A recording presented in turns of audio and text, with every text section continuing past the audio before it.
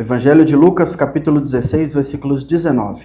Havia um homem rico que se vestia de púrpura e de linho fino e vivia no luxo todos os dias. Diante do seu portão fora deixado um mendigo chamado Lázaro, coberto de chagas, que ansiava comer o que caía da mesa do rico. Até os cães vinham lamber as suas feridas. Chegou o dia em que o mendigo morreu e os anjos o levaram para junto de Abraão. O rico também morreu e foi sepultado. No Hades, onde estava sendo atormentado, ele olhou para cima e viu Abraão de longe com Lázaro ao seu lado. Então chamou e disse: Pai Abraão, tem misericórdia de mim e manda que Lázaro molhe a ponta do dedo na água e refresque a minha língua, porque eu estou sofrendo muito nesse fogo. O verso 25, Abraão então respondeu: Filho, lembre-se que durante a sua vida você recebeu coisas boas e Lázaro coisas más. Agora, porém, ele é consolado e você atormentado. Além disso, entre vocês e nós há um grande abismo, de forma que os que desejam passar do nosso lado para o seu ou do seu lado para o nosso não conseguem. Ele respondeu: Então eu te suplico, pai, manda Lázaro ir à casa do meu pai, pois tenho 5 irmãos. Deixa que ele os advirta, a fim de que não venha também para este lugar de tormento. Abraão respondeu: Eles têm Moisés e os profetas, que o ouçam. Não, pai Abraão, disse, se alguém entre os mortos for até eles, então eles se arrependerão. Abraão respondeu: se não ouvem Moisés e os profetas, tampouco se deixarão convencer, ainda que ressuscite alguém dentre os mortos. Eu queria lembrar você que nós estamos numa série chamada Revolução em Parábolas. E quando nós estamos falando acerca de revolução, a revolução de Jesus não é um convite para nós sermos reacionários. A revolução de Jesus tem um outro sentido. Nós não somos chamados a sermos revolucionários políticos, nós não somos chamados a sermos revolucionários sociais, causas sociais, nós não precisamos ficar lutando por justiça social, isso é coisa de governo, é coisa de ONG, não é coisa de igreja. A gente não foi chamado a ser revolucionário para ficar idealizando um passado, construindo, imaginando um presente. Nós não somos chamados a sermos revolucionários para sermos antidemocráticos. Nós não somos isso. Nós não somos chamados a uma revolução onde nós vamos construir um grupo de conservadores extremistas. Não é essa. Jesus não veio ao mundo construir esse tipo de revolução. Ele não veio aqui chamar e converter reacionários, extremistas. O que Jesus veio é nos convidar para termos as nossas mentes transformadas, ao arrependimento, a nos tornarmos pessoas conscientes. A revolução de Jesus é uma profunda mudança do nosso ser, do nosso interior. E é importante a gente saber disso, porque nem toda leitura que parece assim ser espiritual é de fato fidedigna, fiel à intenção de Jesus. Ao longo da história, muitas pessoas interpretam as escrituras sagradas e elas interpretam a partir do seu entendimento. E muitas pessoas vão utilizando as palavras de Jesus para defender os seus discursos, as suas ideias, as suas disputas, mas que não nasceram do coração de Jesus, não nasceram na intenção de Jesus. Pegam as palavras de Jesus e vão colocando em outros contextos para defender as suas ideias, as suas reações, as suas revoluções, as suas pautas. Pegam tudo aquilo e colocam naquele contexto e diz: olha aqui, ó, isso que Jesus está falando. Ao longo da história isso vem sempre acontecendo. Acontece nos dias de hoje, inclusive. Então uma boa pergunta para a gente fazer, antes da gente falar assim, o que é que esse texto fala? O que é que esse texto ensina? É bom você entender sobre o que esse texto não ensina. Sobre o que esse texto não está falando. Porque se você for à internet, se você for ler os comentários, vai ter diversas interpretações acerca da parábola do rico e do Lázaro. É uma parábola muito famosa, muito conhecida, muito utilizada, muito pregada. E uma das coisas interessantes para você entender sobre o que essa parábola não fala, é que essa parábola não foi contada para explicar sobre céu e inferno. Ela não fala a respeito disso. Jesus, ele não está a fim de ficar satisfazendo a nossa curiosidade espiritual. Jesus ele não quer ficar respondendo as nossas perguntas. Ele tem os objetivos dele. Ele tem o ministério dele. Ele tem a mensagem dele. As curiosidades acerca de céu e inferno, isso são coisas nossas. O foco de Jesus é provocar uma profunda mudança do nosso ser, uma conversão da nossa consciência. Essa parábola também, ela não é um mapa do que vai acontecer depois da nossa morte, do nosso porvir, da vida eterna, o que vai acontecer depois que nós morrermos. Jesus está utilizando aqui imagens que são conhecidas. Ele utiliza, se você viu aí, Hades, ele utiliza o Abraão, ele utiliza abismo, e ele está utilizando isso como uma linguagem pedagógica. Não é uma descrição literal. Jesus não falaria sobre a vida após a morte, um assunto tão importante para nós, que tanto mexe com o nosso coração. Jesus não trataria a respeito de vida eterna contando uma parábola, contando uma historinha, comparando, por exemplo, com histórias tipo grão de mostarda, que a gente já aprendeu aqui, parábola dos tesouros. Não faz sentido tratar um assunto tão importante assim. Então essa parábola, ela não é um mapa do que vai acontecer depois que nós morremos. E também essa parábola aqui não ensina que riqueza é pecado automático. Ser rico não é pecado. Não é assim, eu fiquei rico, automaticamente estou destinado ao inferno. Também a parábola está dizendo para nós que ser pobre também não é uma virtude espiritual. Jesus não está condenando a riqueza, mas ele também não está elogiando a pobreza, como se fosse uma virtude no reino dele. Jesus não critica trabalho, ele gosta que a gente trabalhe. Jesus não critica a riqueza, Jesus não critica os nossos corações generosos, a nossa prosperidade. Essa parábola também, ela não ensina sobre a comunicação entre vivos e mortos. Jesus aqui não está validando o contato espiritual, a intercessão para os mortos, aqueles que já se foram. Jesus aqui não está validando mensagens psicografadas. O diálogo aqui é um discurso narrativo. Ele não é uma doutrina, ele é uma parábola. Parábola é uma história que não aconteceu. Ela é uma ilustração e ela tem como objetivo provocar a nossa consciência, a nossa maneira de pensar, mudar a nossa maneira de pensar. E essa parábola também não fundamenta a ideia de purgatório, aquele estágio intermediário que alguns dos nossos irmãos acreditam, apesar de que ele está usando aqui Hades, seio de Abraão, mas o texto não está explicando uma doutrina acerca desses estágios que as outras pessoas podem ou não passar. Jesus não está explicando os processos. Jesus não está aqui preocupado com os estágios espirituais do nosso pós-morte. E saber isso é fundamental para que você possa entender essa parábola do rico e Lázaro. Se você não entende esse plano de fundo aqui, se você lê essa história sem essa chave, você vai ao texto e começa a pedir respostas para o texto que ele não prometeu para você. Não estão lá no texto. Jesus, explica para a gente sobre céu e inferno. Fala, não é esse lugar para aprender sobre céu e inferno. Senhor, me ensina sobre a comunicação entre vivos e mortos. Não é esse lugar para você aprender. Não, isso é uma parábola. Eu quero provocar a sua consciência.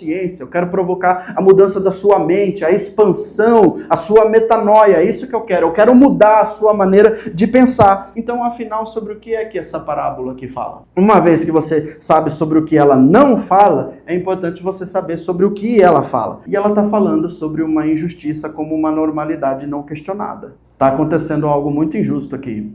Porque injustiça no nosso mundo não se sustenta somente por leis. Não se sustenta somente por uma má administração de dinheiro público. Injustiça no mundo não é só culpa de governo, não é só culpa de político. Injustiça no mundo, elas se sustentam porque existem consciências que são anestesiadas, que elas são conformadas com as injustiças. Uma estrutura injusta, ela só sobrevive porque existem outras pessoas que são capazes de se acomodar e se adaptar às injustiças que estão acontecendo no mundo. Para você ter uma ideia, os nossos irmãos, os teólogos latino-americanos, eles disseram uma frase bem importante, onde eles explicavam que não existe fé verdadeira que não seja afetado pela realidade concreta do outro. Se você observar bem aqui, quando nós vamos ao texto, Lucas capítulo 16, ela não está falando de um ato injusto. Ela está falando sobre um ambiente que é injusto. Você percebeu na parábola? Você olhou aí os seus versículos 20 aí em diante?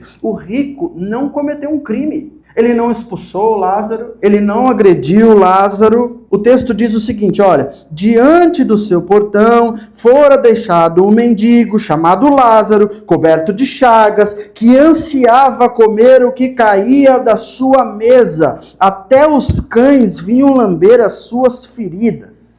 Os teólogos latino-americanos, eles nos ensinaram uma coisa que é muito importante para o nosso entendimento acerca dessa parábola, que é o conceito de pecado estrutural. Pecado estrutural não é somente quando alguém faz alguma coisa errada, mas é quando todo mundo vive dentro de uma estrutura que é errada, de um mundo que é errado, de uma sociedade que é errada e não percebe, se conforma. Vai andando assim com a manada, não muda a maneira de pensar. É aquela mente de, todo mundo faz, então eu também vou fazer igual. Então o pecado estrutural é uma coisa que está fora da gente. Você tem os seus pecados, tem as suas práticas pecaminosas, você tem as suas, as coisas que você pratica. Mas existe um pecado estrutural na sociedade. É uma estrutura anti-reino de Deus. É um aion, é uma força contra tudo aquilo que Deus planejou para o mundo dele. É contra o reino que ele planejou. É contra o reino que ele sonhou. Por exemplo, racismo. Racismo é um pecado estrutural. É uma estrutura que funciona onde vai dando acessos a uns para segurança, a uns para saúde, a uns para dignidade, a uns para educação, e tem como base essa estrutura racista o tom da pele, a cor da sua pele. Você pode dizer assim, eu não sou racista, tudo bem. Você pode dizer isso, você tem o direito de dizer, eu não sou racista, mas existe uma estrutura racista funcionando no mundo. Existe uma sociedade que ela vai segregar pessoas racialmente. Você dizendo, eu sou ou não sou, vai funcionar assim. Existe uma estrutura racista funcionando no mundo. Por exemplo, desigualdade econômica sistêmica. Existem estruturas no mundo, forças que são especialistas em produzir pobreza. Concentra-se uma renda num grupo assim, seleto. Essa gente aqui tem muito. Esses outros aqui, a gente mantém eles afastados de tudo que a gente tem. A gente concentra a renda para nós. Aí fica aqui na nossa família. Fica aqui, no nosso império. A gente vai ficando cada vez mais ricos. Os pobres, sem acesso à educação, é uma estrutura que ela é especialista em produzir pobreza no mundo. Sem educação, sem acesso à segurança, sem dignidade, uma estrutura injusta. E elas vão mantendo, aqueles lá vão mantendo esses daqui, nessa estrutura de pobreza. Você pode falar assim, não, vamos combater isso, é muito mais forte do que a gente. A gente não combate, a gente não vence isso daí. Sistemas econômicos que produzem morte. É um pecado estrutural na nossa sociedade. Existem estruturas, existem empresas, existem organizações que colocam um lucro acima da vida. São pessoas, são estruturas que estão por trás dessas coisas grandiosas que elas vão sacrificando pessoas em nome do seu crescimento. Por exemplo, lembra de Mariana, 2015? Nós estamos falando de o quê? 10 anos? Pouco mais de 10 anos, né? Que a gente tem. Lembra da Samarco, BHP, a Vale? Lembra o que aconteceu lá? Depois nós tivemos também Brumadinho. Você lembra o que aconteceu nesses momentos? Rompimentos de barragem, a gente teve mortes, e muitas mortes. Nós tivemos cidades destruídas. Nós tivemos pessoas que foram atingidas direta e indiretamente. Nós tivemos crimes ambientais, já se passaram aí um pouco mais de 10 anos, e muitas famílias ainda buscam reparação integral na justiça ainda. Elas ainda não tiveram a sua dignidade de volta, elas não têm casa definitiva. Elas não tiveram os seus vilarejos, os seus distritos reconstruídos. Elas não têm trabalho estável até hoje ainda. E para você ter uma ideia, se você acompanha o mercado acionário, as ações da Vale, né, uma das principais responsáveis, chegou no ano de 2015 a custar R$8 as ações da empresa. Você sabe que quando acontece uma catástrofe, as ações da empresa geralmente ela perde valor, né, de mercado. Né? Para você ter uma ideia, ela chegou a custar R$8. Ao longo desse período, até agora, nós estamos em 2026, elas chegaram a valer R$120. Hoje, as ações da Vale, elas estão valendo mais ou menos aí uns R$75, mais ou menos. Elas chegaram a uma valorização de 1.400%, 14 vezes mais do ano de 2015, o ano que ela causou uma tragédia ambiental. As empresas que estão ligadas a ela. Hoje ela tem 8 vezes mais o tamanho do que ela tinha em 2015. Então você percebe que enquanto vidas estão buscando reparação, tem sistemas econômicos que produzem morte e estão lucrando com isso. Estão ganhando muito dinheiro com isso. Eles cresceram ao longo da história. E a gente não vai contra essas pessoas. Eu não estou falando de uma empresa específica para você. Eu estou falando de uma estrutura anti-reino de Deus. É uma lógica de sistema que consegue prosperar mesmo quando produz morte no mundo. Cresce 14 vezes mais, 8 vezes mais. Muita gente ganhou muito dinheiro com isso daí. Com essa estrutura injusta que está funcionando. Então percebe que o mundo à nossa volta é muito cruel. É desanimador combater o mundo. A gente não tem força. E aí parece que a melhor saída mesmo é a gente... Vamos nos anestesiarmos aí, vamos ficar tranquilo. Chega, não vamos ficar lutando contra nada. Eles são muito mais fortes do que a gente. Então como é que a gente não se conforma com as injustiças de um mundo tão injusto? Porque existem verdades nisso tudo aqui. O mundo é grande demais pra gente salvar o mundo. A gente não vai. A gente pode mobilizar São Luís. Nós não somos nada no planeta. Nada. A gente pode mobilizar o Brasil inteiro. O máximo que talvez a gente dá uma bala aqui na América Latina. Mas a América Latina nem o maior continente é. Nada. Percebe que se torna... É desanimador. É injusto demais pra gente combater isso. A injustiça presente no mundo é complexa demais. Os sistemas, eles são grandes demais. Eles são muito mais fortes do que a gente. Então como é que a gente combate esse mundo aí que é tão injusto sem se tornar um injusto? Respeitando o espaço do justo, respeitando o espaço do outro. E é aqui exatamente que muita gente se perde. Nesse combate às injustiças do mundo, muita gente vai se perdendo, porque ouvir assim um ativista que é do tipo exausto, né? Sabe aquele tipo de gente que é, não, eu vou resolver tudo, eu vou lutar contra tudo e contra todos, eu sou o novo salvador da pátria, eu sou o novo Messias, eu sou o novo resolvedor de todos os problemas aqui. Aí esse tipo de gente confunde responsabilidade no mundo com ser salvador do mundo. Então esse ativismo exausto aqui é eu tenho que salvar o mundo, e eu tenho que salvar antes mesmo de eu ter uma consciência de que Deus já me salvou. Não, eu quero salvar. Eu sofro dessa síndrome de salvador do mundo. Então eu quero resolver tudo. Quero resolver minha família, quero resolver minha igreja, quero resolver meu trabalho, quero resolver tudo e todos. Eu tenho solução para todas as pessoas. Qual é o resultado disso? Corpo cansado, né? Mente exausta, porque a gente não muda o mundo, né? Fica assim com uma fé amarga, sabe? Gente amarga. É assim. Aí ou você tá nesse ativismo exausto aí, né? Ou você tá naquele cinismo um pouco transigente, resignado. Sabe aquela ideia assim de nada muda mesmo? Ficar fazendo o quê? Pra quê? Os caras aí são muito mais fortes que a gente. Nada muda, eu já tentei, continua tudo da mesma forma, tudo da mesma maneira. É aquela pessoa que não acredita mais, sabe?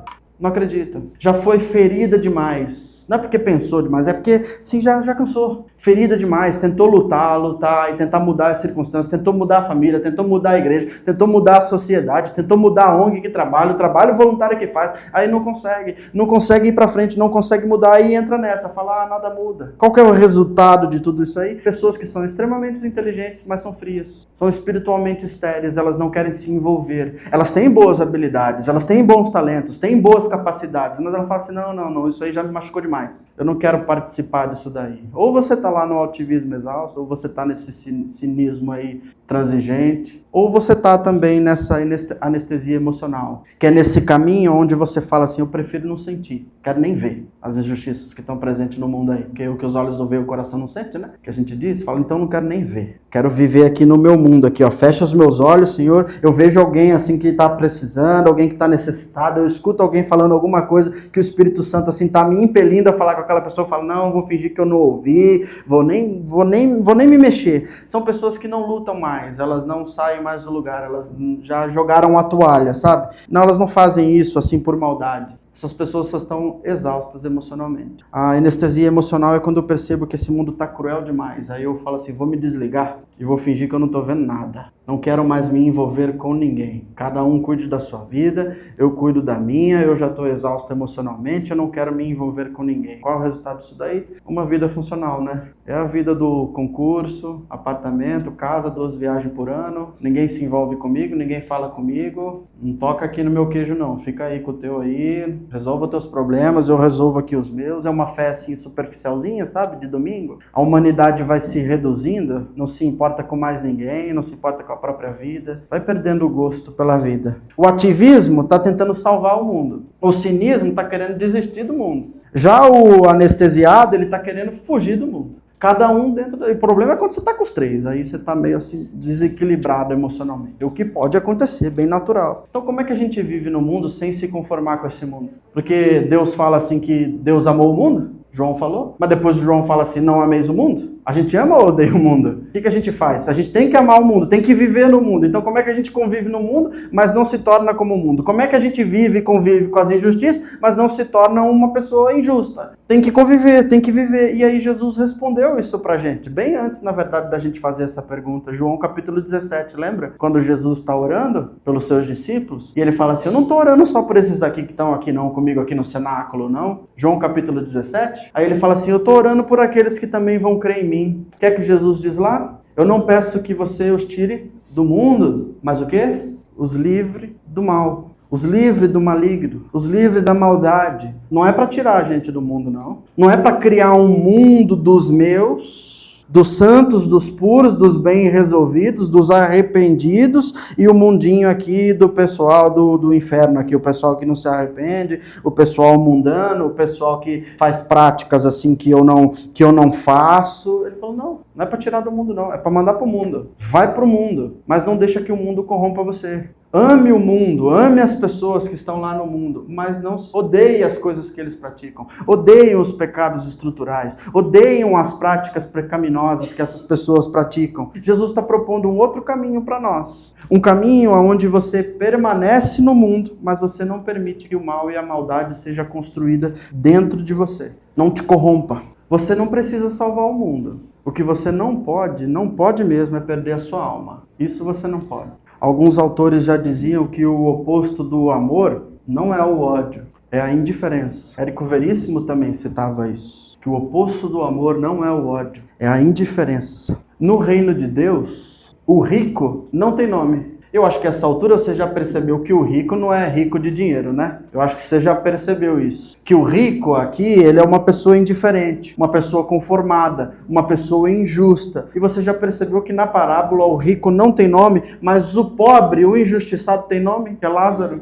Bem diferente do nosso mundo, né? É bem contra a lógica do nosso mundo, porque no nosso mundo, se você vê, a gente quer saber de que família é, qual é o teu nome, a gente olha pro rico, fala assim, onde é que você mora, quanto dinheiro você tem, qual é teu sobrenome, qual é o carro que tu anda. Pro pobre a gente nem liga, pro pobre a gente não sabe quem ele é, mas no reino de Deus é o contrário. No nosso mundo, o rico tem nome, o pobre é que não tem nome. No reino de Deus é o contrário, o rico não tem nome e o pobre tem nome. Isso na prática, assim, se você der uma olhada, olha para quem trabalha com você. Você conhece as pessoas que trabalham com você? Eu não estou falando pra você amanhã chegar lá no seu trabalho, assim, montar um divã, e agora você vai ficar ouvindo as pessoas e resolvendo o problema lá psicológico das pessoas. Não é para você fazer isso. Mas eu estou falando, você conhece as pessoas que trabalham com você? Você já reparou nisso? Sabe o nome da pessoa que tira o lixo do seu apartamento? Você sabe o nome do seu porteiro? Sabe o nome das pessoas ali que servem você no restaurante que você vai todo dia? Tá lá todo dia? Sabe disso? São coisas desse tipo que a gente vai observando na parábola. Você já observou quem depende de você?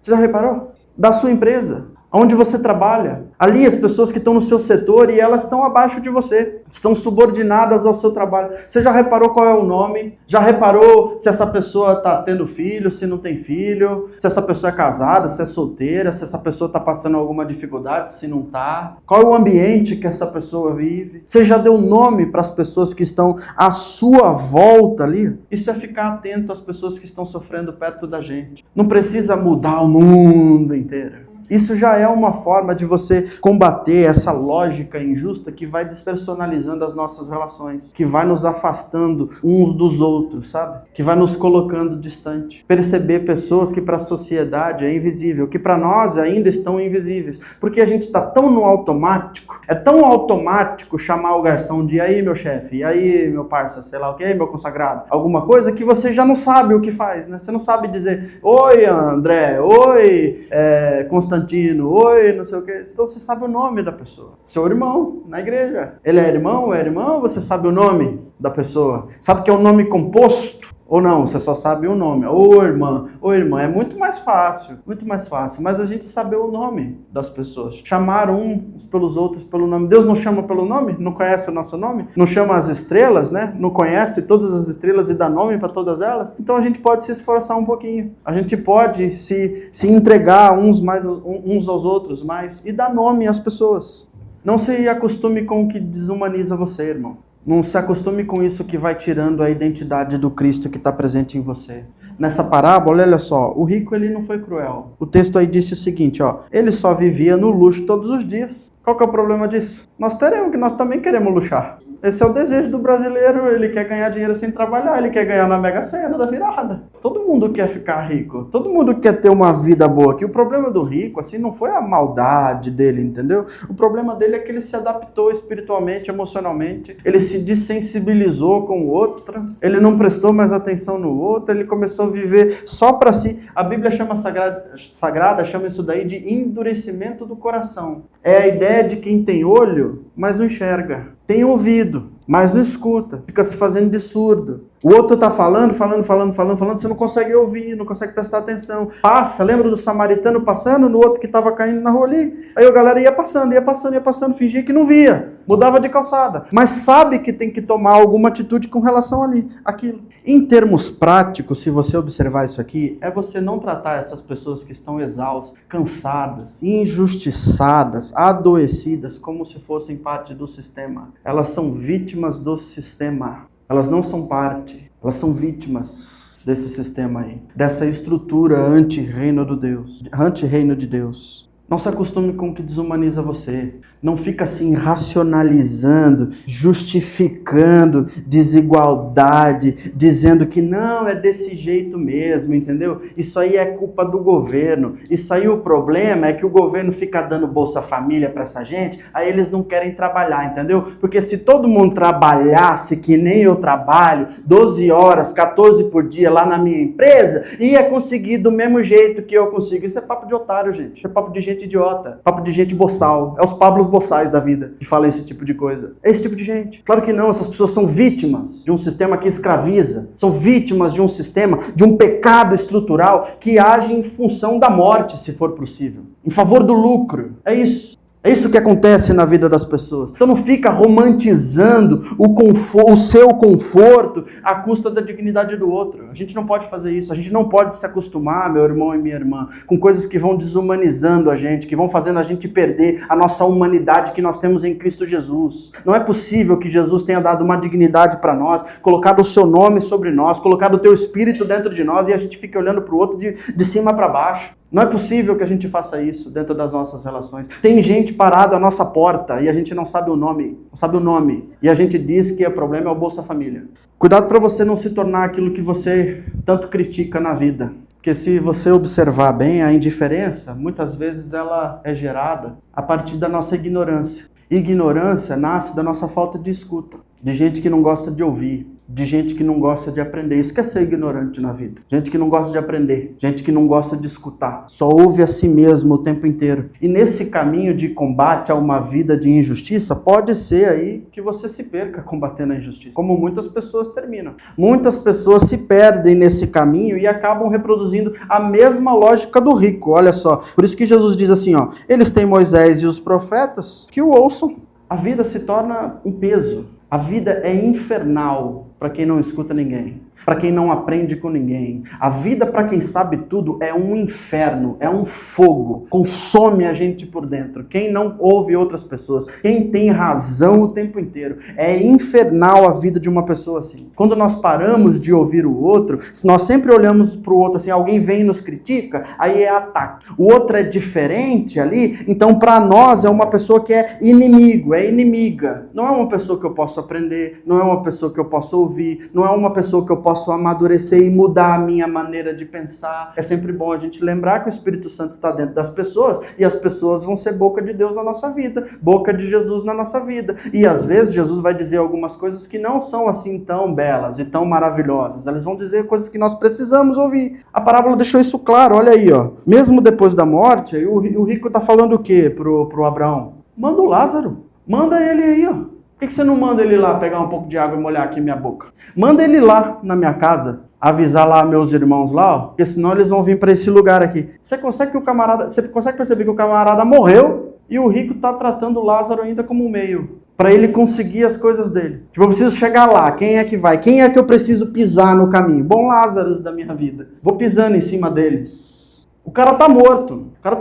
Fala, vai lá, manda o outro. Essa postura de manda o outro fazer. Manda ele, é ele que me serve. É você que tem que vir aqui retirar o lixo. É você que tem que trazer a comida aqui pra mim, ó. É você que tem que fazer o que eu mando, porque eu tô acima de você. É você que tem que me servir. É você que tem que ser cumpridor dos meus objetivos. É você que eu tenho que usar. Você me serve. Manda ele, ô Abraão. Ele não trata ele como uma pessoa, ele não pergunta nem o nome. Para que é Lázaro? Para que é esse camarada aí? O camarada estava sentado na sua porta lá, que você não via. Ah, tá, eu via, mas não sabia quem era essa pessoa. Ele pensa como Lázaro, como alguém que pode servir a ele o tempo inteiro. Então nessa de nós lutarmos contra a injustiça, pode ser que você lute contra a injustiça usando a vida das pessoas. Quem não escuta ninguém, mais cedo ou mais tarde vai se tornar aquilo que critica na vida. Por isso que o Abraão diz assim, olha, se vocês não ouvem Moisés e os profetas, tampouco vocês vão deixar se convencer ainda que ressuscite alguém dentre os mortos. Pode vir alguém do além, meu amigo, falar com você, mas se você se escuta só a si mesmo, de nada adianta. Não dá para dizer que ama a Deus se não ama o irmão, né? Não dá para dizer que Deus falou comigo se não escuta seu irmão. Não dá para falar, Deus está falando comigo se não escuta a mulher, amigo. Dá para falar, Deus está se manifestando na sua vida. Você escuta o seu marido? Você escuta o seu filho? Você escuta o seu chefe? Você escuta as pessoas que estão à sua volta? Não, então você não escuta nada. Porque Deus se manifesta através de nós. Pode vir gente do além, pode ressuscitar. Gente que não escuta ninguém, está fadado à solidão, está fadado ao fracasso. Vai ficar sozinho e vai se tornar numa vida infernal. Quem não muda, quem não expande a consciência, quem não se atém a essa mensagem que Jesus está nos chamando, a uma vida de consciência, a uma transformação do nosso ser. Aqui, ó, para essa vida onde nós temos uma metanoia, uma transformação pela renovação da nossa mente. Não é uma mudança cega. Não é assim, a gente toca uma música e eu aceito Jesus, a gente faz um barulho e eu aceito Jesus. Não, a gente se converte. A gente se converte por aqui primeiro. A gente pensa e depois a gente sente. Depois a gente sente naquilo, a gente muda, passa por esse processo. Lembre-se sempre que o que a Bíblia Sagrada afirma para nós, que a nossa revolução ela não é por força, ela não é por violência, mas ela é pelo poder do Espírito que habita em nós. Essa é a transformação que realmente vai acontecer na sua vida, na minha vida, na vida da nossa igreja, se nós nos rendermos à mensagem de Jesus. Nós precisamos abrir os olhos num mundo tão cruel, tão cruel, tão cruel. Você ser humano já é um ato assim profundamente espiritual. Expressar a humanidade de Jesus Cristo cura o mundo. Não ficar atropelando Lázaros que vão passando pela nossa vida. Quem são os Lázaros que nós vamos passando, que nós vamos atropelando na nossa vida? Nós vamos passando por cima dele. Então viva no mundo, mas não deixe que esse mundo aí deforme você.